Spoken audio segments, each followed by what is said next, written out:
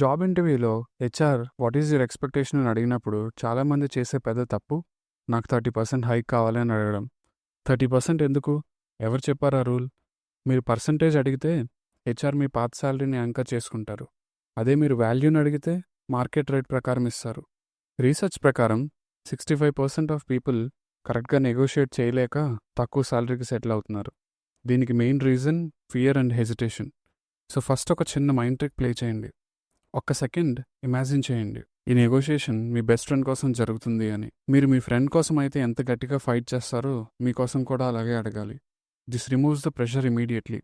ఇప్పుడు ఆ కాన్ఫిడెన్స్తో salary negotiate చేయడానికి ఈ 4 స్టెప్స్ వాడండి.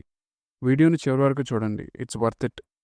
Step 1, data gathering. Negotiation table మీద కూర్చునే ముందు మీ దగ్గర 2 నెంబర్స్ రెడీగా ఉండాలి. ఒకటి ఇంటర్నల్ నెంబర్, మీ ట్రూ సిటీసీ. మీ ఆఫర్ లెటర్ని జాగ్రత్తగా చూడండి. ఫిక్స్డ్ పే ఒకటే మీ శాలరీ కాదు, క్యాలిక్యులేటర్స్ తీయండి. Add hidden items like variable pay, health insurance, gratuity, stocks అన్నీ కలిపి మీ ఫైనల్ సిటీసీ చెప్పండి.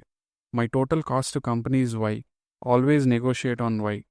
Second, external number, market value. నాకు అనిపిస్తుంది, ఐ ఫీల్ అని చెప్పకండి. మార్కెట్లో ఇదే రేట్ ఉంది అని చెప్పాలి. గ్లాస్ డోర్ లేదా అంబిషన్ బాక్స్ వెబ్సైట్స్ ఓపెన్ చేయండి. మీ రోల్, మీ ఎక్స్పీరియన్స్, ఇంకా మీ సిటీ ఎంటర్ చేసి మార్కెట్ రేంజ్ ఎంతో చెక్ చేయండి. మీరు నెగోషియేట్ చేసే కంపెనీ కాంపిటేటర్స్ ఎంత పే చేస్తున్నారో చూడండి. స్క్రీన్ షాట్ తీసుకుని పెట్టుకోండి. నెగోషియేషన్లో మెమరీ కాదు, డేటా మాట్లాడాలి. Dialogue to HR. Based on my research on AmbitionBox and Glassdoor for the specific role in Hyderabad, the market standard is between 12 to 15 lakhs. Data చూపిస్తే HR మిమ్మల్ని బ్లైండ్గా lowball చేయలేరు. Step number 2, quantify your value, the sales pitch. HR మైండ్లో ఒక simple question ఉంటుంది, ఈ పర్సన్కి ఎక్కువ పే చేస్తే కంపెనీకి ఏం లాభం? మీరే మార్కెట్ రేట్ అడిగితే సరిపోదు, ఆ రేట్కి మీరు ఎలిజిబుల్ అని ప్రూవ్ చేయాలి.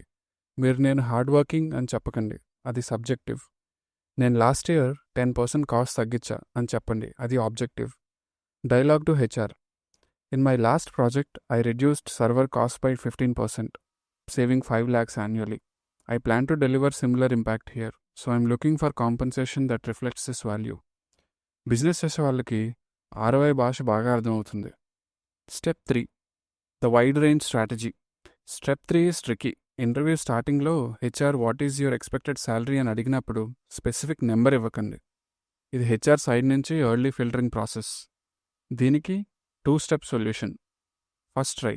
ఇలా చెప్పండి, right now I'm focused on the role, could you share your approved budget అని అడగండి. వాళ్ళు ఫోర్స్ చేస్తే ఒక వైడ్ రేంజ్, అదే పెద్ద బ్రాకెట్ ఇవ్వండి. Use the data from step 1. HR dialogue. Based on the market research from Glassdoor and the details we discussed, I'm looking at a range of 12 to 18 lakhs depending on the benefits. ఈ range మీ ఫ్లెక్సిబిలిటీని చూపిస్తుంది, not confusion. ఇక్కడ logic ఏంటంటే, gap చూసారా, 6 lakhs gap ఉంది 12 to 18 lakhsకి. దీనివల్ల మీరు ఎక్స్పెన్సివ్ అని రిజెక్ట్ అవ్వరు, అలాగే తక్కువ అడిగి లాస్ అవ్వరు.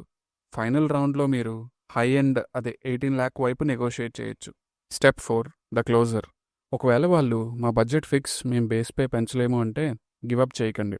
ఫిక్స్డ్ పే ఒకటే శాలరీ కాదు, టోటల్ కాంపన్సేషన్ అడగండి. మీ దగ్గర ఇంకా 2 స్ట్రాంగ్ ఆప్షన్స్ ఉన్నాయి. ఫస్ట్ది joining bonus. Okay, fixed pay tight అయితే can we look at joining bonus of 2 lakhs to bridge the gap అని అడగండి.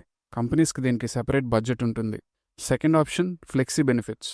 Can we restructure the salary to include gadget allowance and employer NPS అని అడగండి. దీనివల్ల మీ tax తగ్గుతుంది, enhance salary పెరుగుతుంది. So base pay పెంచకపోతే bonus ఇంకా పర్క్స్తో cover చేయండి. Hesitate అవ్వకండి, నెగోషియేట్ చేస్తే పోయేదేం లేదు. సో ఫ్రెండ్స్, శాలరీ నెగోషియేషన్ అనేది వార్ కాదు, అదొక business deal. Next time negotiate చేసేటప్పుడు ఈ 4 points గుర్తుపెట్టుకోండి. ఈ స్టెప్స్ కరెక్ట్గా యూస్ చేస్తే మీ హైక్ 30% కన్నా చాలా బెటర్ అవుతుంది. All the best. మరిన్ని ఇలాంటి ఇన్ఫర్మేటివ్ వీడియోస్ కోసం సబ్స్క్రైబ్ చేసుకోండి.